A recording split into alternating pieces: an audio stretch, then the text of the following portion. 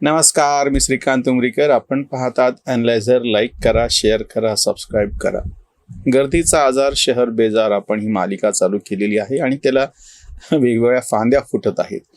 जसं आता ऊर्जा हा प्रश्न अतिशय गंभीर बनलेला आहे. उन्हाळा आहे, वारंवार ट्रिपिंग होते, लाईट गेले की सगळे अस्वस्थ होतात आणि जी काही शहरी व्यवस्था असते, आपण ज्याला सुख म्हणतो, ते कोलमडताना आपण कुठंतरी एखाद्या दुर्गम अशा खेड्यामध्ये आहोत जिथं लाईट नाही, वीज नाही, पाणी नाही, असं काहीतरी अनुभव काही काळापुरता का होईना शहरामध्ये येत चाललेला आहे. शौनक, मला ह्या अनुषंगानंच काही गोष्टी विचारायच्या आहेत की जी प्रत्यक्ष आता समस्या या छत्रपती संभाजीनगरमध्ये पाण्याच्या बाबतीमध्ये आपण तोंड देतो आहोत. त्याच्यानंतर कचऱ्याचा तर विषय खूप आधीपासून, म्हणजे एकमेव जगातलं शहर आहे की जिथं कचऱ्यावरून दंगल पेटली होती. असं आजतागायत कधी कुठं घडलं नाही. आणि तिसरं ज्याच्यावरती प्रामुख्यानं आता मला हा विषय आपण आपल्या चर्चेत आधी पुढं आला की वीज, ऊर्जा, एनर्जी, शहरांच्या साठीची जी ऊर्जेची गरज असते ती जास्त असते, कारण की घरगुती वापर पण जास्त पद्धतीनं होतो. त्याच्यानंतर काही आस्थापना ज्या असतात, सर्व्हिस इंडस्ट्री, त्याच्यामध्ये वीज मोठ्या प्रमाणात वापरली जाते. कारखाने तर वेगळीच गोष्ट, म्हणजे उद्योग आपण बाजूला ठेवूयात. पण शहरामध्ये सुद्धा असे जसं मोठे मोठे डीमार्ट सारखे इथे मोठे शॉपिंग कॉम्प्लेक्स असे प्रचंड मोठे आहेत, किंवा प्रोझोन मॉल आहे की ज्यांची विजेची एक वेगळी गरज आहे.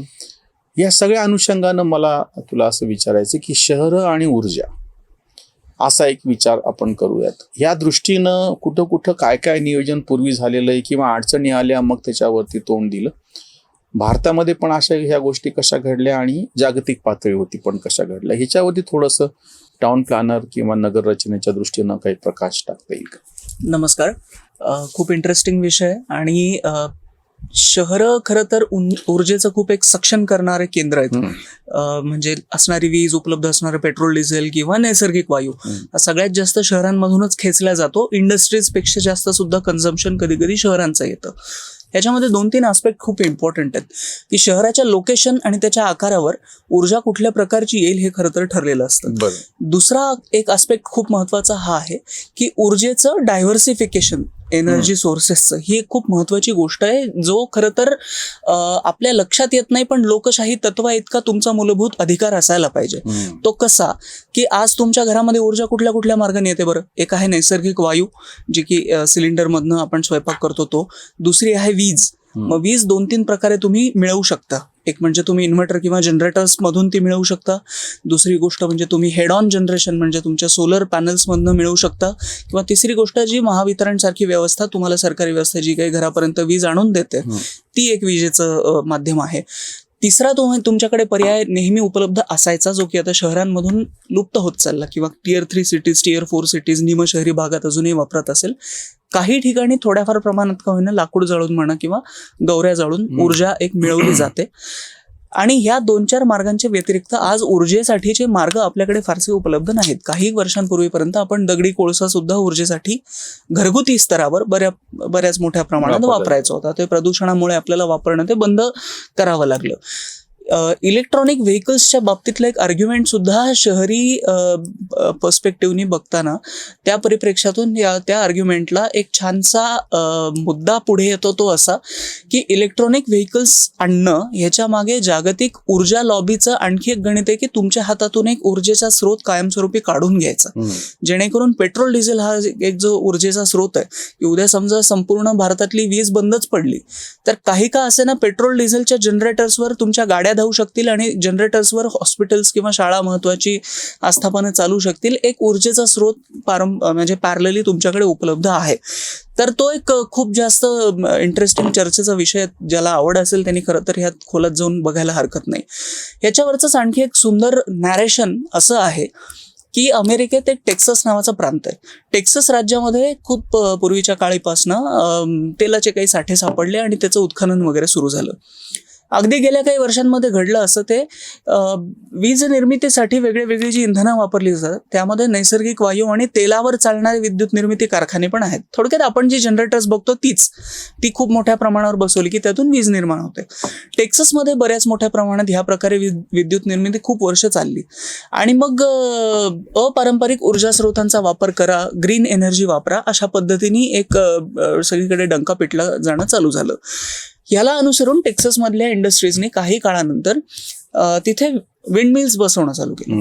आणि विंडमिल्स मधनं त्या छोट्या छोट्या सेटलमेंट्सची ऊर्जा येणं चालू झालं. कारण मुद्दा असा होता की ते तेल काढण्यासाठी जी लोकसंख्या तिथे राहत होती ती खूप छोटी होती. त्याच्यावर एक सुंदर नॅरेशन जे आर्ग्युमेंट आहे ते असं आहे की जरी त्यांनी तेल काढण्यासाठी म्हणून विंडमिल्सचा वापर आज केला असला, कारण की तिथपर्यंत म्हणजे पेट्रोल जाळून जी वीज आणावी लागते, तिचं जे ट्रान्समिशन आहे तिच्या खर्चापेक्षा विंडमिलचं इन्स्टॉलेशन स्वस्त पडतं म्हणून ते. पण ऑन दी अदर हँड त्यांनी पूर्णपणे पेट्रोलचं उत्खनन बंद केलं नाही, कारण की पेट्रोल आणि नैसर्गिक वायू ह्यांच्या एका क्युबिक फीटमध्ये जितकी ऊर्जा निघते ती अपारंपरिक ऊर्जा स्रोतांमधून मिळू शकत नाही. अपारंपरिक ऊर्जा स्रोतांचा वापर भारत सरकारने सुद्धा खूप मोठ्या प्रमाणावर सुरू केला. सौर घर सारख्या योजनांमधून तर आपल्या हेड ऑन जनरेशनला खूप मोठी चालना मिळाली. एक 78,000 रुपयांची सबसिडी मिळते कुणालाही. आपण कितीही मेगावॅट किलोवॅट्सचं एनर्जी जनरेशन आपल्या घराच्या छतावर जर बसवलं सोलरमधलं, तर सोलर एनर्जी जनरेशनमध्ये तुम्हाला 78,000 रुपये सबसिडी आज भारत सरकार देत आहे. ही योजना सुद्धा 4-5 वर्षांपासून खूप प्रसिद्ध झाली आणि तिचं हेड ऑन जनरेशन आज निमशहरी भागांमध्ये किंवा थर्ड टियर सिटीजमध्ये खूप मोठ्या प्रमाणावर चालू आहे. फर्स्ट टियर सिटीजमध्ये मात्र अपार्टमेंट संकुलं असल्यामुळं तेवढं एनर्जी जनरेशन पुरत नाही, त्यामुळं ते तितकं होऊ शकत नाही. एक वारंगलचं उदाहरण आपण घ्यायला पाहिजे. तेलंगणामधलं शहर आहे. त्यांनी त्यांच्या कचऱ्याचं संकलन अगदी त्याच्या डिस्ट्रीब्युशन लेव्हलपासून रूट लेव्हलपासून इतकं चांगल्या प्रकारे सॅग्रिगेट करून ते जमा करतात आणि एका ठिकाणी संकलित झाल्यानंतर ओल्या कचऱ्यापासून विद्युत निर्मितीचा त्यांचा एक प्रकल्प आहे. त्या विद्युत निर्मितीमधले जे सबसिडियरीज बाहेर निघतात त्यातनं काही खताचा निर्मितीचा प्रकल्पही त्यातून ते राबवतात. अशा प्रकारे असलेल्या सध्याच्या संसाधनांचा वापर करून चांगल्या प्रकारे ऊर्जा स्रोत मिळवू शकतात. मुंबईसारखं शहर ज्याची खरं तर बजेट इतकं ह्यूज आहे की जगातले काही देशांचंही बजेट तितकं नसेल असं इतकं मुंबईचं बजेट आहे. ते स्वतःच्या ताकदीने स्वतःची धरणं उभारू शकतात. ती महापालिका धरणाची मालकी तिच्याकडे असते, इतकी तिची भयंकर मोठी ताकद आहे. आणि मग त्या धरणातून जे काही थोडंफार हायड्रो इलेक्ट्रिक जनरेशन आहे तेही त्या महापालिकेच्या मालकीचं असतं. असा एक तो सगळा भाग आहे. यातला सगळ्यात महत्त्वाचा मुद्दा आहे की भारतामध्ये ग्रीड सिस्टमवर इलेक्ट्रिसिटी चालते. म्हणजे एके काळपर्यंत आपण बघत होतो की 2011ला एक इन्सिडेंट घडला होता की उत्तर भारत, पूर्व भारत, पश्चिम भारत आणि दक्षिण भारत अशा 4 वेगळ्या वेगळ्या ग्रीड्स होत्या देशामध्ये. त्यातली ओव्हरलोड होऊन उत्तर आणि पूर्व भारताची ग्रीड फेल झाली होती आणि उन्हाळ्याच्या काळामध्ये एक साधारण आठवडाभर ती कार्यरत पूर्ववत आणण्यासाठी खूप मेहनत घ्यावी लागली होती. त्यापासून धडा घेऊन भारत सरकारने आता 1 नेशन 1 ग्रीडची पॉलिसी राबवली आणि आज आपला देश पूर्णपणे एका ग्रीडवर काम करतो. म्हणजे काय होतं की आता उन्हाळ्याच्या दिवसामध्ये आपण जेव्हा आपल्या हेड ऑन जनरेशनमध्ये सोलरमधनं पॉवर जनरेट होते, ती खूप मोठ्या प्रमाणात जनरेट झाल्यामुळे ती आपल्या डीपी ज्याला आपण सामान्य भाषेत म्हणतो त्यातून ती उलटी व्हायला लागते.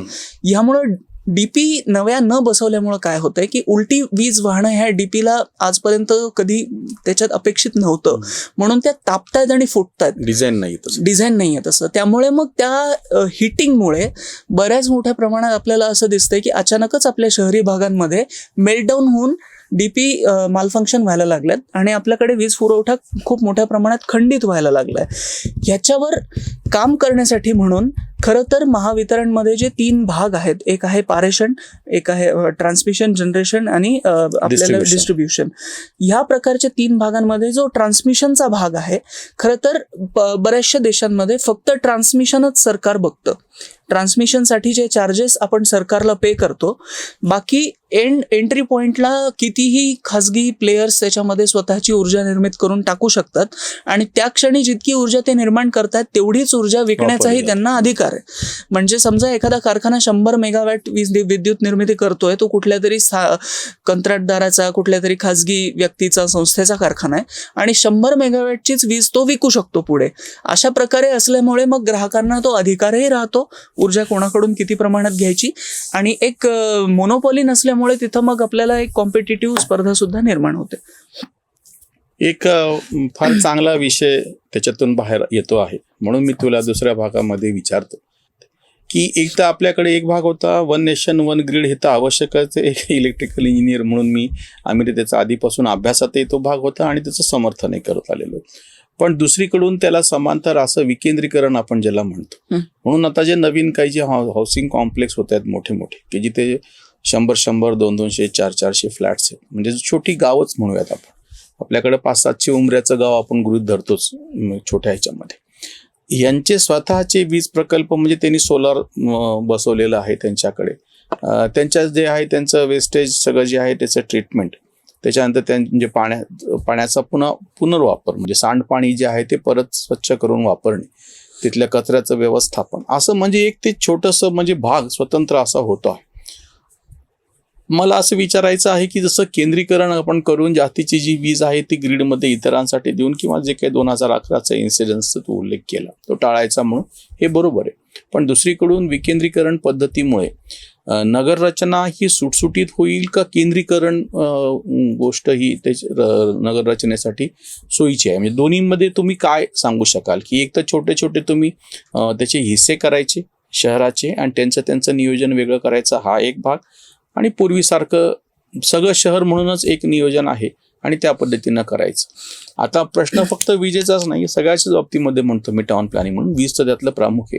याच्यातलं कुठलं मॉडेल तुम्हाला तुम्ही प्रत्यक्ष जेव्हा शहर नियोजन करता तेव्हा तुम्हाला सोयीस्कर वाटतं किंवा लाभदायक आहे? खरं तर नगररचनेमध्ये नगररचनाकार म्हणून बघत असताना किंवा आर्किटेक्ट म्हणून हे काम करताना फक्त ऊर्जाच काय, अगदी कुठल्याही गोष्टीचं विकेंद्रीकरण जितकं जास्त असेल तितकं ते सुटसुटीत राहतं, हा तर खरं तर सगळ्यांना आलेला प्रत्ययच आहे. आपल्या सरकारने सुद्धा आता 1000 सदनिका म्हणजे फ्लॅट्स किंवा रो हाऊसेस किंवा बंगलोजची एखादी टाउनशिप किंवा 500 युनिट्सपेक्षा जास्त मोठ्या आकाराच्या जमिनीवर बनवलेल्या टाउनशिप्स यांना स्वतंत्रपणे स्वतःचे sewage treatment plants, garbage disposable plants, त्याच्यानंतर ओला कचरा तिथल्या तिथेच आतमध्ये जिरवणं किंवा पिण्याच्या पाण्याची सुद्धा व्यवस्था त्यांनीच करणं अपेक्षित आहे. म्हणजे त्या शेतजमिनीत जुनी असणारी एखादी विहीर तीच उपसा पद्धतीने वापरत राहणं, ह्या गोष्टी खरं तर जितक्या जास्त इम्प्लिमेंट होत जातील तितकं ते चांगलं आहे. पण काय की मानवी स्वभावानुसार कमी प्रमाणात दिसलेलं पाणी विहिरीतलं की मग ते लगेचच सेल आउट होण्यासाठी खूप अडचणीचं ठरतं की इथे महापालिकेचं पाणी येणार नाही आहे का, मग इथली सदनिका विकली जात नाही. ही खरं तर मानसिकता आहे ती आहे, पण जितकं जास्त विकेंद्रीकरण असेल तितकं ते चांगलं होणार हे तर खरंच आहे. किंवा छोट्या प्रमाणातले काही जनरेटर्स सुद्धा अशा ठिकाणी लावून त्यातून सुद्धा काही जनरेशन लोकल पातळीला करता येईल का, हा एक मुद्दा आहे.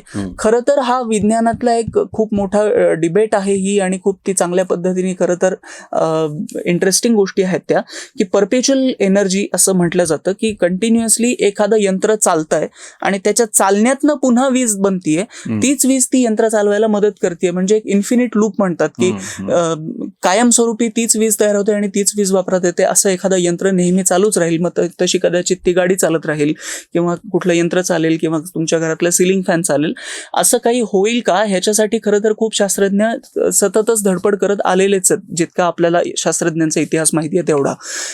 आणखी एक आर्ग्युमेंट ह्यावर असं आहे की जे न्यूक्लिअर रिॲक्टर्स असतात त्यातलं खूप छोटंसं बेसिक युनिट आपल्याला एक 500-600 स्क्वेअर फूट मध्ये असं काही बनवता येईल का, आणि तसं जर ते बनवता आलं तर खरं तर ते छत्रपती संभाजीनगर सारख्या शहराला पॉवर करण्यासाठी पुरेसं सुद्धा ठरेल. पण मग ते किती सुरक्षित असेल, त्याच्यात काही ऍक्सिडेंट झाले तर त्याच्या मेल्टडाऊनची कंट्रोलिंगची जिम्मेदारी घेऊ शकणारे तितके तज्ज्ञ लोक आपल्याकडे आहेत का वगैरे, असे त्यातले खूप सारे वैज्ञानिक गोष्टी आहेत. पण मला नगररचनाकार म्हणून खरं तर आवडेल की विज्ञानाची आणि वैज्ञानिकांची दिशा ह्या दिशेला जर गेली की त्या शहरासाठी त्याचं जनरेशन प्लांट त्या परिसरात, जसं की आपण एखाद्या धरणातनं पाणी घेतो आणि प्युरिफिकेशन प्लांट तो त्या शहरापुरता काम करतो, तसं त्या शहरासाठी विद्युत निर्मिती त्या भागामध्ये जर होऊ शकली आणि खरंच यातून काही असा पुढे एखादा मार्ग निघाला. भारत सरकारने कल्पकमला सुरू केलेला थोरियमचा जो रिॲक्टर आहे तो खरं तर ह्या प्रकारचाच आहे की तो प्लुटोनियम तोडतो आणि त्याचं युरेनियम होत असताना पुन्हा एकदा त्याच्या तुकड्यांमधनं दुसऱ्या टप्प्याची ऊर्जा निर्मिती होते. म्हणजे एकाच अणूमधनं 2 वेळा ऊर्जा निर्मिती ही एक प्रकारे परपेच्युअल एनर्जीकडे जाणाराच एक पुढचं पाऊल आहे. पण शाश्वत विकासासाठी आणि शहरांच्या शाश्वत आयुष्यासाठी खरं तर ही गोष्ट खूप महत्वाची की जितकं जास्त विकेंद्रीकरण तितकं जास्त शहराच्या जगण्याचे चान्सेस. खरं तर म्हणजे आपण ते सगळं पुन्हा त्याच ठिकाणी आलोत असं म्हणायची पाळी आहे की सगळं जग एकत्र येते, जग जवळ चाललेलं आहे, भिंती गळून पडलेल्या आहेत, कोसळत आहेत, अशी आपण चर्चा करत आहोत. आणि आता पुन्हा इथे येऊन थांबलोत की परत एकदा विकेंद्रीकरणाच्या नावाखाली का होईना, पण आपण आपलं तुम्ही तुमचं बघा. म्हणजे जसं ते कॉलेजचे मुलं कॉन्ट्री करताना तू तुझं आणि मी माझं, TTMM असं जे म्हणतात, त्या पद्धतीनं आता आपल्याला विजेचं पण तू तुझं आणि मी माझं असं शहरांनी किंवा शहरातल्या काही भागांनी किंवा अगदी घराच्या पातळीवरती मी माझी ऊर्जेचं काहीतरी यंत्र बसवतो आहे आणि जेणेकरून सौर ऊर्जेतून मी माझ्या घरापुरती वीज मिळवतो आहे.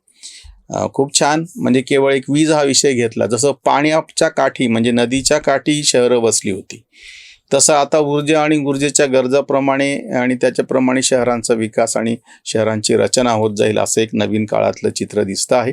बघूयात भविष्यात काय हे करतं. पण हा एक फार चांगला या निमित्तानं मुद्दा समोर आला की विकेंद्रीकरण तुम्ही जितकं जास्त प्रमाणात करू शकाल तितकं ते जास्त सोयीस्कर होईल. सगळ्याचंच केंद्रीकरण करायचं आणि मग सगळ्यांचंच नुकसान, सगळ्या त्याला तोंड द्यावं लागणार. इथेच थांबूयात.